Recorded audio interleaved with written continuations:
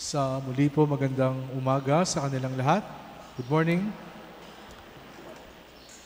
Last week, I went to a parish to celebrate a Requiem Mass, Mass for the Dead, for a former parishioner. While we were waiting in the parish office, napansin ko po yung mga binebenta nilang kandila. Usually po, ang kulay ng mga kandilang sinisindihan sa simbahan ay kulay puti. Pero napansin ko yung mga kandilang binibenta, iba-iba ang kulay. May dilaw, may pink, may green, may yellow, etc., etc., etc. So I asked, why the different colors? At sinagot po ako, kasi Father, sabi, bawat kulay ng kandila ay may kinakatawang partikular na intensyon. So para sinasabi, iba ang kulay ng kandila pag ang pinagdarasal mo ay good health. Iba ang kulay ng kandila kapag pinagdarasal mo ay love life. Iba ang kulay ng kandila kapag pinagdarasal mo ay trabaho, etc., etc., etc. At natawa lang po ako ng konti dun sa sagot. Kasi sa isip-isip ko, sa dinami-dami ng concern ng Diyos, titingnan pa ba niya ang kulay ng kandilang sisindihan natin kapag tayo nagdarasal? Today, my dear friends, we celebrate the feast of the presentation of Jesus, also known as the Candle Mass. Lighting a candle represents a lot of things to many people.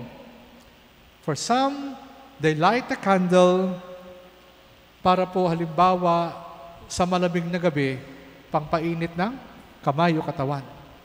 Yung iba naman, nagsisini ng kandila sa gitna ng dilim para merong liwanag.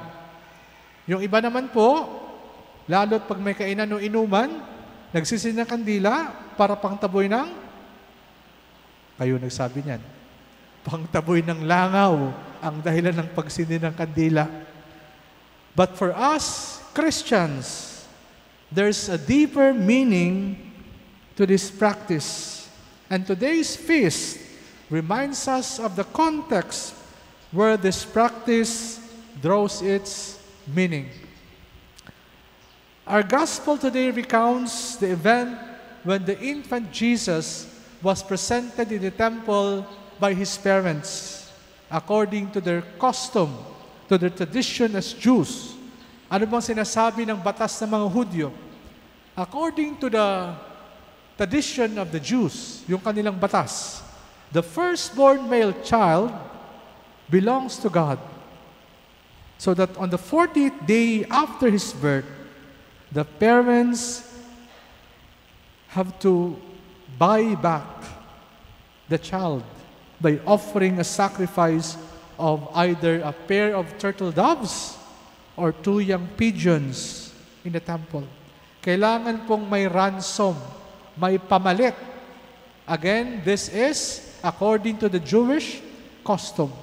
Dahil ang panganay na anak ay pagmamay-ari ng Diyos, kailangang may pamalit. Kaya you have to offer something, either 2 turtle doves or pigeon. Yun yung pamalit para sa bata. On that same day also, the mother will be ritually purified. Why the ritual purification? Remember, in the context of the Jews, blood is considered dirty. Kaya nga po, kung inyong naalala, yung kwento tungkol dun sa babaeng dinudugo, hindi siya pwedeng lumapit sa mga tao kasi pwedeng maging madumi yung mga taong nagkakasalamuhan niya. Ang bagong panganak na nanay, maraming dugo ang lumabas dyan. That's why ang mga nanay po, before being accepted again in the temple for worship, they have to undergo this ritual purification. And dito po, sa pag-aalay ng kanilang anak sa templo, dumadaan po sila sa ritual purification. That's why our feast today is also known as the Feast of the Purification of Mary. So marami pong pangalan ng piyestang ito. Candelaria, piyesta ng fiesta ng the Feast of the Presentation of Jesus, the Feast of the Candlemas, and the Feast of the Purification of Mary. Ang tagpong ito po ay naging pagkakataon din ng pagpapahayag ng katuparan ng pangako ng Diyos sa kanyang bayan. As what our first reading says, sabi doon, "Lo, I am sending my messenger to prepare the way before me. He is like a refiner's fire." And in the gospel, an old man named Simeon, who had been awaiting the salvation of the people of God, came and took the baby Jesus into his arms and blessed God for the fulfillment of God's promise to him. Anong sabi ni Simeon? "Now, Master, you may let your servant go in peace, for my eyes have seen your salvation, which you prepared in the sight of all the peoples, a light for the revelation to the Gentiles, and glory for your people, Israel." Dahil po sa mga katagang "a light for the revelation of the Gentiles," ito po ang naging parang inspirasyon ng simbahan. That's why in the 11th century, sinimulan po yung practice ng pagbabasbas ng kandila na sinisimbolo ni Jesus. A light for the revelation of the Gentiles. Kaya tinawag din po itong Candle Mass. This year's Feast of the Candles is somewhat special because we celebrate also the Jubilee of Hope.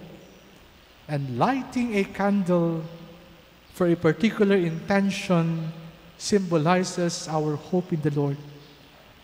Our hope in the Lord who does not disappoint us. Tatlong mahalagang bagay po ang nais kong pagtuunan natin ng pansin sa ating pagninilay, kaugnay po sa mga karakter na binanggit sa Ebanghelyo at ang mga katangiang kanilang kinakatawan. The first character is Simeon and his confidence in the Lord. Yung kanyang tiwala, malalim na tiwala sa Diyos. Sa kanyang katandaan, nabigyan siya ng pagkakataong hindi lang po makita, kundi higit sa lahat, mahawakan ang katuparan ng pangako ng Diyos sa kanya.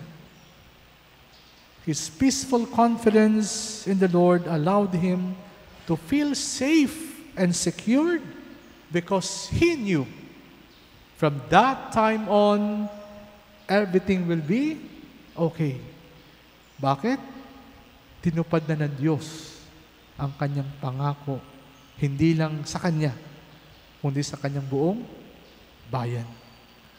Today, my dear friends, whenever we light a candle in prayer, especially when we feel troubled, especially when we are depressed, especially when we are hopeless, let its flicker of light remind and reassure us that the Lord is always with us, even in our trials.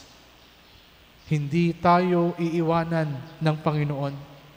Parating kalakbayan Diyos, hindi lang po sa ginhawa, kundi kahit sa hirap at pighati.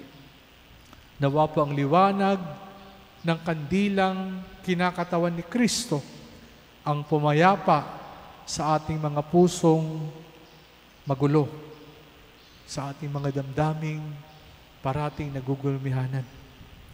Second character, Anna and her grateful heart.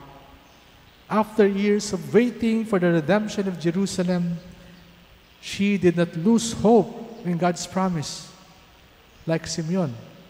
And when finally, she held in her arms the promised Messiah, she spoke her words of gratitude. Hindi rin siya nawalan ng pag-asa.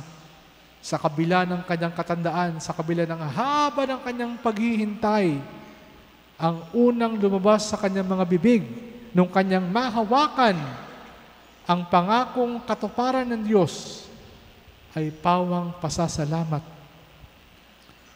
Whenever we light a candle in prayer, let us not forget to always give thanks to the Lord. Even in the worst of all conditions of life, may we still find reasons to give thanks. Madalas po kapag tayo ay nagsisindi ng kandila para manalangin, anong binabanggit natin? Puro hingi. Lord, sana ganito. Lord, sana ganito. Lord, bigyan mo ako ng ganito, etc., etc., etc. Sana po matuto rin tayo magpasalamat sa Panginoon. Kung parati tayong nagpapasalamat sa Diyos hanggang sa ating pagtanda, makikita po natin ang ating buong buhay pala ay isang malaking biyaya. Let the fire in every candle we light remind us to always acknowledge God's providence in us by speaking our words of gratitude. Third character or characters, Mary and Joseph and their sense of awe and wonder, their amazement. Sabi dun sa Ebanghelyo, namangha si Maria at Jose sa mga sinabi ni Simeon tungkol sa kanilang anak. Whenever we light a candle in prayer, let its light remind us to be filled always with wonder to the many things that God has done to us. Why is this important? Kasi ito yung madalas na nawawala sa atin. The sense of wonder before the Lord. Iniisip natin lahat naman kayang ipaliwanag ng siyensya. Kapag natupad ang isang bagay na sa tingin natin nung simula ay imposible, anong sinasabi natin? Ay, nagkataon lang yan. A mere coincidence. Nawawala na po ang paggalaw ng biyaya ng Diyos sa ating buhay. Oftentimes, we lose our sense of awe and wonder to the many little miracles that is happening to us almost every day. Again, we often say, it is nothing but a mere coincidence. Sa mga walang pananampalataya, malamang talaga ang tingin nila ay nagkataon lamang. Pero sa ating mga nananampalataya, sa mga taong parating tinitingnan ng karanasan ng buhay, gamit ang mga mata ng pananampalataya, hindi lang po ito nagkataon. Ito ay paggalaw ng Diyos sa ating buhay. Remember what St. Paul would always remind us, nothing happens by accident because everything is grace. Ang lahat-lahat ay biyaya. Let the light in the candle reminds us to fill our hearts with awe and amazement over the many interventions of God in our life. Matutong mamangha sa mga dakilang bagay na gawa ng Diyos. Bakit? Dahil po sa pagkamanghang ito, tayo po'y napapaalalahanan, oy, tao ka lang. At may Diyos na kayang gumawa ng mga bagay na hindi mo inaasahan. 3 bagay. Una, pagtitiwala. Pangalawa, palagi ang pasasalamat.